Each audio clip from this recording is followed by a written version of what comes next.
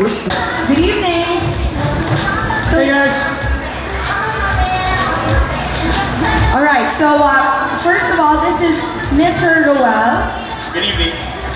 And we have here the voice master, finally the face.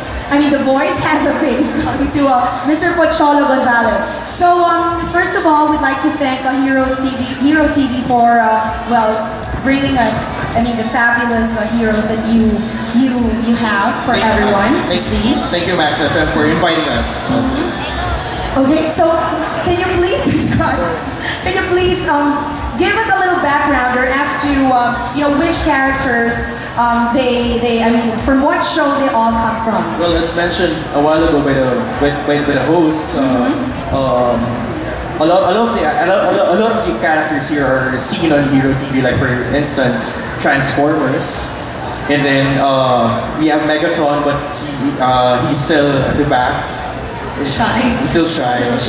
It's warm-up mode for him, perhaps. And then also, I would also like to invite the participants of this event for Hero TV will be having Hataw Hanep Hero, the Amped Edition. Hataw Hanep Hero, the Amped Edition. So this is the fourth event of Hero TV, and it's actually an anniversary of Hero TV. So it will be on November 21 and 22 at Silver City, near Tiendesitas. Okay, so it's a congregation of anime fans. So there. So it's going to be there in Tiendesitas. Because we are here in Eastwood City. Central Plaza to be exact, okay? That's a good point. Thank you for that. Do you have any particular favorites among the lineup that we have tonight? Of course, Transformers. Okay. Of the Optimus Prime. Oh, you know our fan. What material did they use to come up with that outfit? I mean, it looks really formidable.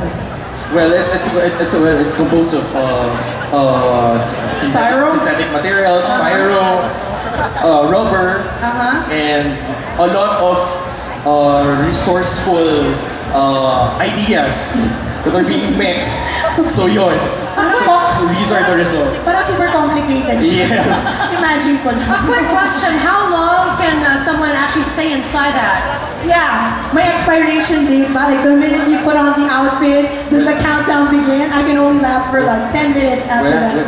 This is 2 days, 2 hours. Oh my god, 2 hours. Oh, partner, you should try that. How long does it take to wear those costumes though? Because VA wants to try that, right? Acting, may it be in career, daily life, or animation. Yeah, actually that's what I'm going to talk about here. So just so let's build some suspense and he will mention all the details later on. Thank you so much. Okay, but for now, if I'm not mistaken, Mr. Pocholo po, for those of you who may not have heard about this guy, okay, he is quote-unquote the country's voice master. And syempre, kailangan natin i-showcase. When you say that ikaw ang voice master, kailangan may sample tayo siya. Okay? So, sa talk mo na lang, kailangan may pampaganahan. Because we refuse to endorse you kung wala silang sneak preview. Alright, sige. Okay, so let's listen. Good evening, everyone. Good evening. Good evening. O sige, ito medyo may mga commercial lang, although hindi natin sila, hindi sila sponsor. Did you know the commercial Bibo Hotdog? Alam niyo yan? Well, excuse muna. I am the voice behind the puppets. So, alam niyo ba yung kantang ito? Tikit kayo. 1, 2, 3. Pabe Bibo! Bagong Bibo! Anong sikreto ng bagong Bibo? Tikman mo! Paano? Bakit ako eh? Ang sikreto? Oh my God! Well, okay, you know what? We did a live feed earlier on, and Kelly and yours truly had a rare chance to, well, witness you. Yeah. Giving us like a, you know, basically a plethora of the voices that you can do. Isa namang medyo sikat dyan. Yung talagang, you know, coming from, siguro, from our channels. sige, sa mga channels. Okay, sige, show. Are you watching Meteor Garden? Yeah. Who's watching Meteor Garden here before in 2003? Huwag na kayong mag-deny. Amen to that. My voice is one of the character. Which one? Yung F5. Okay. May F5. Meron pa no? Hindi, meron F5. Di ba F4? Ako yung F5. Kasi yung F, father. Father ni Sanchay. Yung father ni Sanchay. O sige, kunwari ikaw si Sanchay. Babatingin kita. Marami yan. Magandang gabi sa'yo. Ako nga pala ang tatay ni Sanchay. Kamukha mo si Darwin, sir! Well, that's it. Pero isa pong mic in request. This is my personal request. After that, we're gonna let you go now. Promise. Actually, this voice won at Congress sa Baguio for best vocal performance. Basta marami umi-erip. Sige na, pasample mo na sila ng mic in request. Okay. Sample. Alright. Ladies and gentlemen, will you please welcome Mr. Mike and Request. Magandang araw po sa inyong lahat. Ay, excuse me po, magandang gabi po pala. Pinapati ko kayo dito sa Masquerade. At dahil dito, hindi namin kayo tatantanan.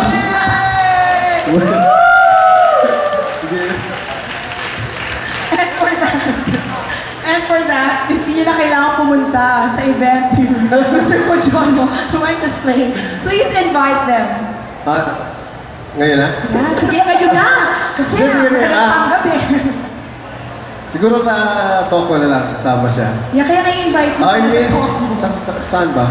Wala ka bang talk? Sabi namin na. O sige, ganito po.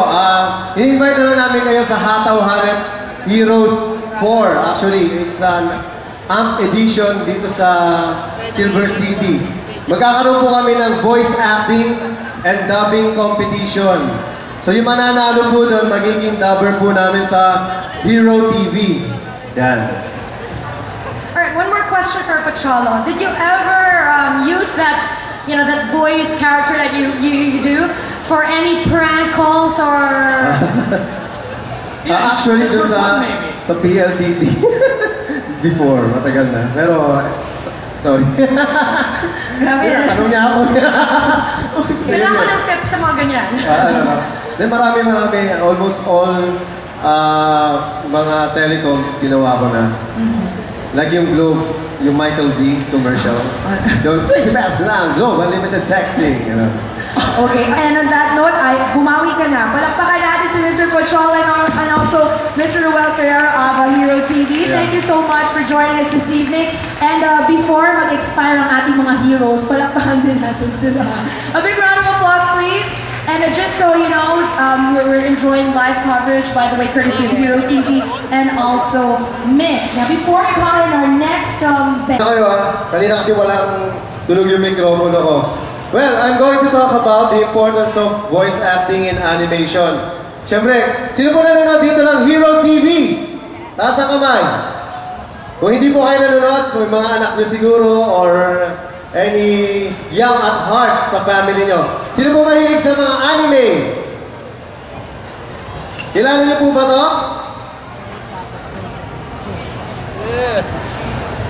Alright. Can you imagine an animation without a sound or voice? Sino to? Naruto! Pero nakakatuwa ba siyang panoorin pag walang sound? Hindi? Gusto niyo ba marinig na may sound? Alright. Panoorin natin si Naruto with sound. Hindi ako nakita! Nakakatawa! Sandali lang, Naruto! Teka! Ano ka ba naman? Sereno ka! Bakit mo ako ginulat? Anong ginagawa mo dito sa labas sa oras ng klase? Alright, nakita niyo, di ba? Kanina walang sound, ngayon may sound. Naintindihan niyo na yung sinasabi. The good thing about Hero TV, we are a Tagalized, all-Filipino dub anime channel. And as of now, Hero TV is #1 sa lahat po ng animation channels. So, panoorin natin to.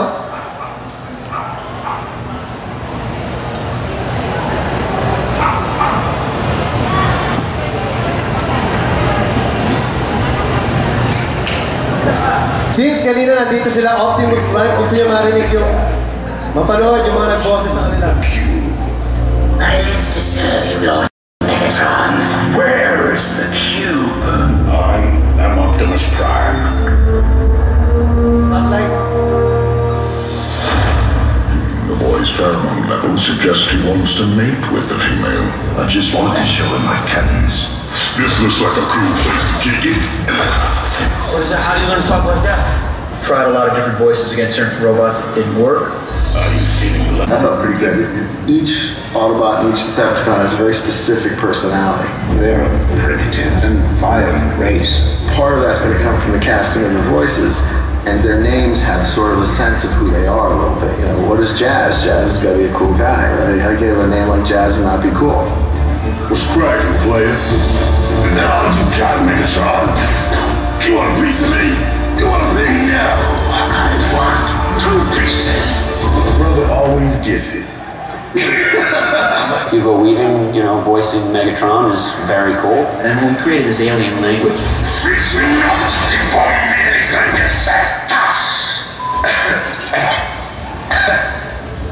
But what does it mean?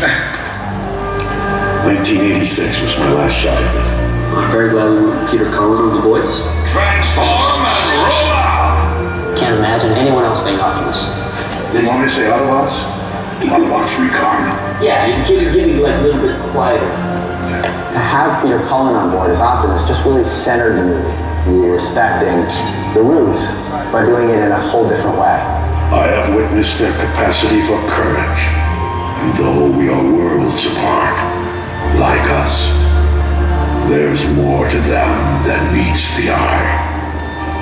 I am Optimus Prime, and I send this message to any surviving Autobots taking refuge among the stars. We are here. We are waiting. Alright, that's Peter Cullen, the voice of Optimus Prime. Sobrang idol namin lahat yan. Can you imagine talaga yung importance ng voice talent sa mga animation, sa mga cartoons? Alright, so hindi ko na po patatagalin. Forward ko na lang. Sasampulan ko na lang po kayo ng ilan sa mga boses na nagawa ko. Gusto niyo ba marinig? Alright. Eto, familiar kayo sa commercial na to?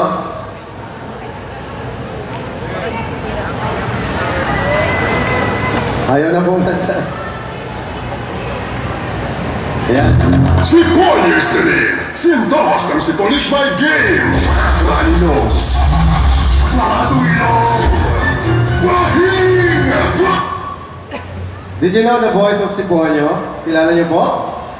Ako po yung nag-boses dyan. Gusto niyo marinig ng live?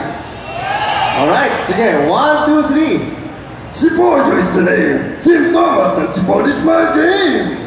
Yun po yung ano. So, nakita niyo naman po kung paano yung live at yung recorded. Dito po sa atin sa Pilipinas, kung alam niyo lang po, marami na po tayo nagawang voiceover na ginagawa sa mga computer games natin. Yan. Pero, nais ko na lang po kayong imbitahan dito sa darating na November 21 to 22 Hataw Hanep Hero 4 AMP Edition sa Silver City Mall. Alright? Pwede po kayo sumali sa mga dubbing contest dahil yung mga nanalo po naging mga dubbers na po ng Hero TV like si Nanami Takahashi, yan si Jill Fernandez sa Boku Nagaita at ito po si Dao Ming Su, yung nagboses kay Dao Ming Su, si Benji Durango. Alright? At iniimbitahan ko po kayo kung gusto nyo maging mga voice talent, kung gusto nyo maging part ng Hero TV, pwede po kayo sumali sa dubbing competition namin sa November 22. Lagi po kayo manood ng Hero TV. Nandun po yung process kung paano ginagawa o pagsali sa dubbing competition. At pwede rin po kayo sumali sa basic voice acting and dubbing workshop po ng Creative Voices Productions.